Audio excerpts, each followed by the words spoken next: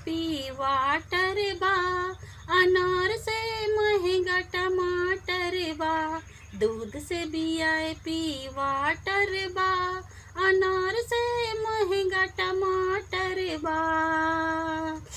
दूध से VIP water बा, अनार से महंगा टमाटर बा।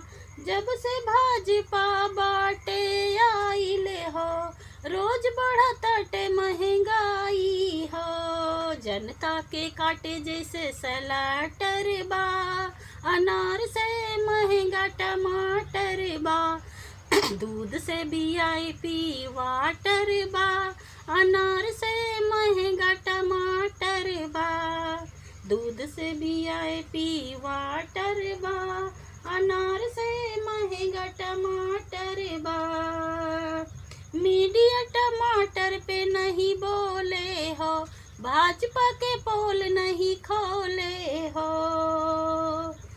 खाली दिल्ली वाला 24 में क्वार्टर बा, अनार से महंगा टमाटर बा। दूध से VIP वाटर बा, अनार से महंगा टमाटर बा। दाल तेल महंगा रिफाइन बा, महंगाई जैसे बढ़ल डाइन बा। दाल तेल महंगा रिफाइन बा, महंगाई हो गईल डाइन बा। अरे ढके नहीं पैर चादर बा, दूध ढके के नहीं पैर चादर बा। अनार से महंगा टमाटर बा, दूध से VIP वाटर बा।